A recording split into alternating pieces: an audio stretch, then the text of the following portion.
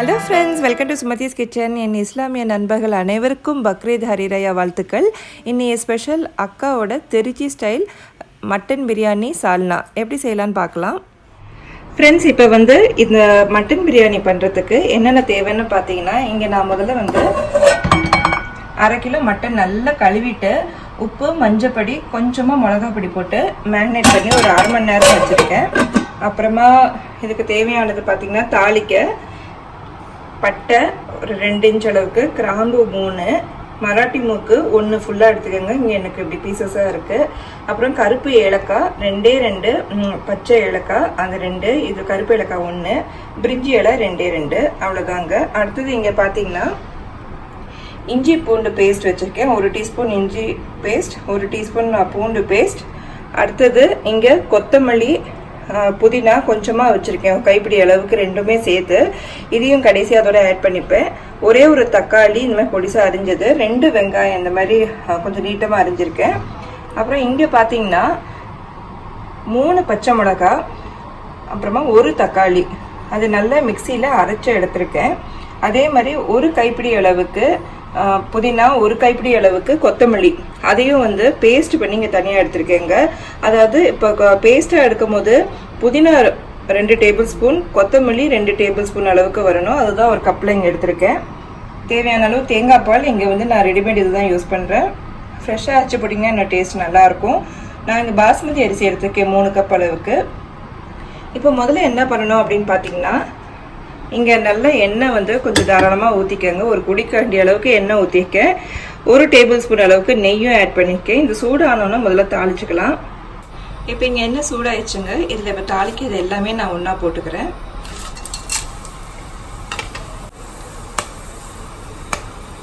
இது கொஞ்சம் வச்சோடனே அதோட நஞ்சு வச்சுக்க வெங்காயத்தை போட்டுக்கலாம்.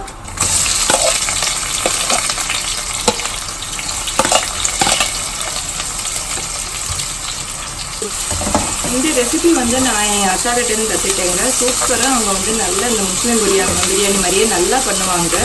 அவங்க சமையலில் ரொம்ப சூப்பர்னு சொல்லுவாங்க. எனக்கு முன்னாடியே அவங்க ரொம்ப நல்லா கற்றுக்கிட்டு ரொம்ப நல்லா பண்ணுவாங்க. நிச்சயமாக உங்கள் வீட்டுக்கு போனால் நல்ல ஒரு விருந்து சாப்பிடுவீங்கன்னு சொல்லலாம். அதுமாதிரி ரொம்ப சூப்பராக சமைப்பாங்க. அவங்கக்கிட்டேருந்து அவங்களோட ரெசிபி இது. ஸோ இது நிச்சயமாக நல்லா சூப்பராக இருக்கும். இது பக்ரீட்டுக்கு செஞ்சு பாருங்கள், ரொம்ப நல்லா இருக்கும். உங்கள் வீட்லேயும் வெங்காயம் நல்லா வதக்கிக்கலாம் நம்ம. இப்போ கொஞ்சம் இப்போ ஒரு 2 நிமிஷம் வதங்கினோடனே நான் இப்போ இதோட இஞ்சி பூண்டு பேஸ்ட் போட்டுக்கிறேன். நல்லா வதக்கிக்கலாம்.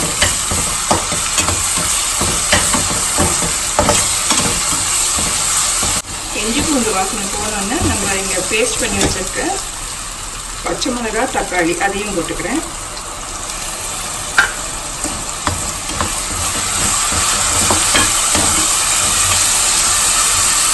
அதோட தக்காளி அரிஞ்சு வச்சுருக்க தக்காளியும் ஆட் பண்ணிக்கிறேன். தக்காளி நல்லா வதங்கட்டுங்க. ஃப்ரெண்ட்ஸ், இப்போ இதில் நான் பிள்ளைங்களும் சாப்பிட்றதுனால 3 பச்சை மிளகாய் தான் போட்டிருக்கேன். ஆனால் இது பெரியவங்களாம் சாப்பிட்ணும், தாராளமாக நீங்கள் நல்லா உப்பு காட்டோட இருக்கணும்னு நினச்சிங்கன்னா ஈஸியாக 5லேருந்து 6 பச்சை மிளகாய் நீங்கள் போடலாம். இது இப்போ பிள்ளைங்களும் சாப்பிடுவாங்க. நான் கொஞ்சம் கம்மியாக தான் போட்டிருக்கேன். ஆனால் சரியாக இருக்குங்க, ரொம்ப சப்புனெல்லாம் இருக்காது. இப்போ பாருங்கள், தக்காளி நல்லா வதங்கிச்சு, அந்த எண்ணெய் பிரியுதும் உங்களுக்கு தெரியுது. இப்போ இந்த ஸ்டேஜில் நான் அரைச்சி வச்சுருக்க புதினா, கொத்தமல்லி அதையும் ஆட் பண்ணிக்கிறேன். 1 நிமிஷம் வதக்கிக்கோங்க. இதோட நம்ம கழுவி வச்சு மேரினேட் பண்ண மட்டனை போட்டுக்கலாம். இங்கே நான் சிங்கப்பூரில் ஆட்டுக்கறி, கோட் மீட் கிடைக்கிறது ரொம்ப கஷ்டங்க. லிட்டில் இந்தியாங்கிற ஏரியாவுக்கு போனால் தான் கிடைக்கும். நான் அங்கேருந்து தான் வாங்கிட்டு வந்தேன். இல்லாட்டி செம்மறி ஷீப் மீட் தான் இங்கே கிடைக்கும். ஸோ நான் இன்றைக்கி கோட் மீட்டில் தான் பண்ணுறேன். ஸோ இதை இப்போ ஆட் பண்ணிக்கலாம். மேரினேட் பண்ணது நல்லா வதக்கிக்கோங்க. ஒரு 2 நிமிஷம், 2லேருந்து 3 நிமிஷம் நல்லா வதக்கிக்கலாம். ஃப்ரெண்ட்ஸ், இப்போ ஒரு 2-3 நிமிஷம் வதக்கினதுக்கப்புறம் அரிஞ்சு வச்சுருக்க கொத்தமல்லி, புதினா அப்படியே அதையே ஆட் பண்ணிவிட்டு அதை போட்டு நல்லா மிக்ஸ் பண்ணிக்கிறேன். உப்பு இப்போ நான் எதுவுமே மசாலா பார்த்தீங்கன்னா எதுவுமே போடலைங்க. ஏன்னா நம்ம மேரினேட் பண்ண மட்டன்லேயே உப்பு, மஞ்சப்பொடி, மிளகாப்பொடியெல்லாம் போட்டிருக்கோம் இல்லையா, அதனால் உப்பெல்லாம் தாராளமாக இருக்கும். இப்போ இதை நல்லா மூடி போட்டு வெயிட் வச்சு உங்கள் குக்கரை பொறுத்துங்க விசில். இப்போ நான் இதில் ஒரு 5 விசில் வைக்க போகிறேன். அப்புறமா மட்டன் வெந்ததுக்கப்புறம் பிரியாணி எப்படி பண்ணுறதுன்னு சொல்கிறேன். இப்போ தண்ணி வந்து இந்த அளவுக்கு வச்சுக்கோங்க, சரியாக இருக்கும். இப்போ பாருங்கள் மட்டனோடு சேர்ந்த மாதிரி தண்ணி வச்சுருக்கேன். இப்போ மூடி போட்டு 4 விசிலுக்கு 4 அல்லது 5 விசிலுக்கு வச்சு நம்ம எடுத்து அப்புறமா பார்ப்போம். ஃப்ரெண்ட்ஸ் இப்போ வேக வச்சுட்டோம், அது எப்படி இருக்குன்னு தந்து பார்க்கலாம். மட்டன் வந்து ஃபுல்லாக வெந்திருக்காதுங்க. இப்போ நம்ம இதில் வந்து இன்னும் மேற்கொண்டு செய்கிறதுனால அதோட சேர்ந்து நல்லா பிரியாணி ரெடி ஆகிடும். இப்போ பார்த்தீங்கன்னா ஒரு 3/4 தான் அது வெந்திருக்கும். அதனால் மேற்கொண்டு நீங்கள் வந்து ரைஸோடு சேர்த்து வேக வைக்கணும். ஃப்ரெண்ட்ஸ் இப்போ வந்து நல்லா மட்டன் வெந்ததுக்கப்புறம் இங்கே வந்து மறுபடியும் ஸ்டவ் ஆன் பண்ணி கொதிக்க வச்சுருக்கேன். இப்போ இதில் வந்து தேவையான அளவு நம்ம தேங்காய் பாலும் தண்ணியும் சேர்த்துக்க போகிறோம். இப்போ 3 கப்பு பாஸ்மதி ரைஸுக்கு வந்து 3 டம்ளர் தண்ணி சேர்த்துக்கணும். அதனால் இப்போ அதில் வந்து என்னன்னு பார்த்தீங்கன்னா நான் இங்கே வந்து திக்கான தேங்காய் பால் வச்சுருக்கேன். இது வந்து 1 கப் ஊற்றிக்கிறேங்க. இதுவும் டம்ளர் கணக்கு தான், 1 டம்ளர் அளவுக்கு வரும்.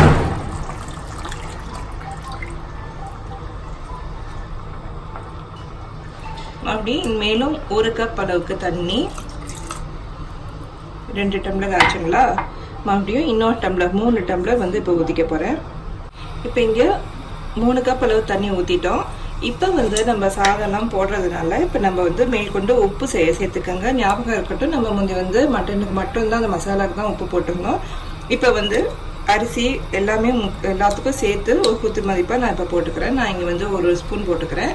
போட்டுட்டு கலந்துட்டு நீங்கள் இந்த தண்ணியை கூட நீங்கள் டேஸ்ட் பண்ணி பார்க்கலாம், உப்பெல்லாம் சரியாக இருக்கான்னு. இது ஒரு கொதி வந்தோடனே ரைஸ் சேர்த்துக்க போகிறேன்.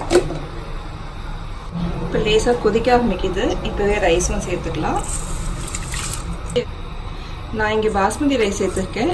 நீங்கள் வந்து சீரக சம்பா இல்லை சாதாரண பச்சரிசி இந்தமாதிரி சேர்த்தா கூட உங்கள் விருப்பம். அது பாஸ்மதி அரிசிக்கு தான் நான் இந்த தண்ணி அளவு சொல்லியிருக்கேங்க, சரியாக இருக்கும். இதெல்லாம் போட்டுட்டு மறுபடியும் ஒரு மிக்ஸ் பண்ணிக்கோங்க.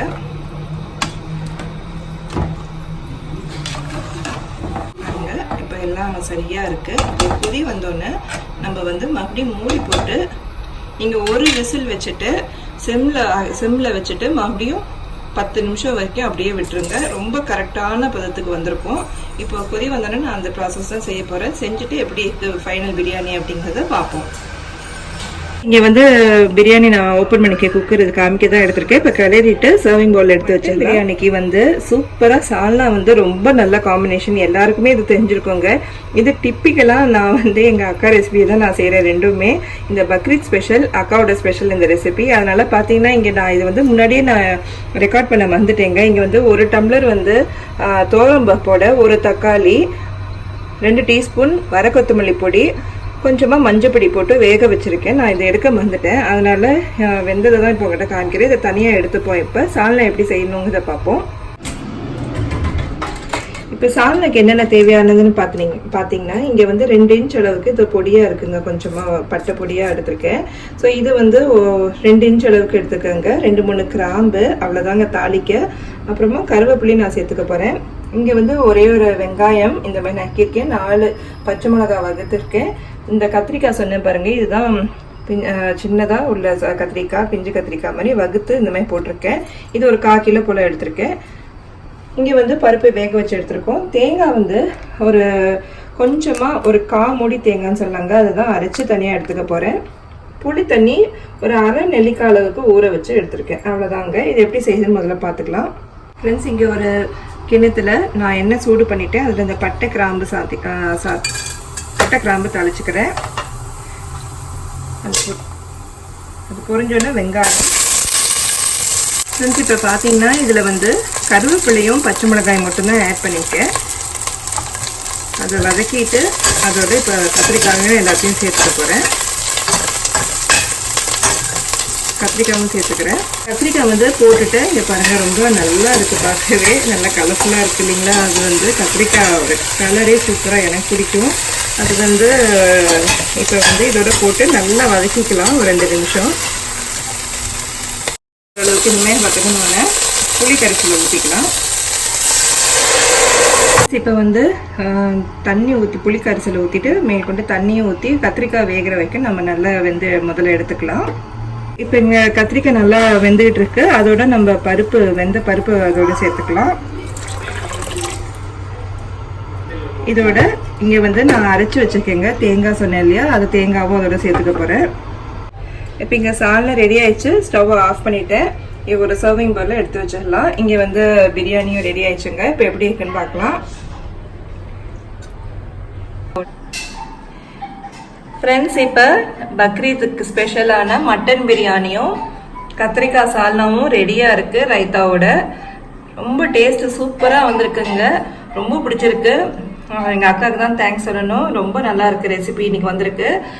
நான் வந்து மட்டன் பிரியாணி ரொம்ப பண்ண மாட்டேங்க, சாப்பிடவும் மாட்டேன். அதனால தான் இந்த இதை வந்து இங்கே வந்து நான் இன்னைக்கு எப்படியும் செய்யணும் வீட்டில் மட்டன் பிரியாணி அப்படிங்கிறதுக்காக இன்னைக்கு செஞ்சுட்டேன்.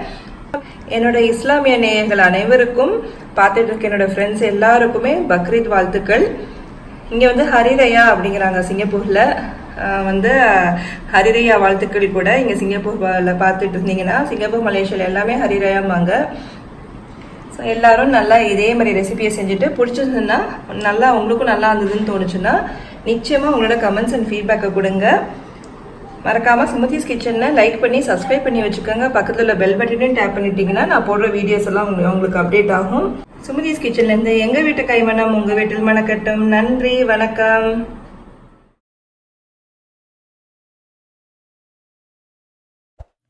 Thanks for watching. Like, comment and subscribe for more weekly videos.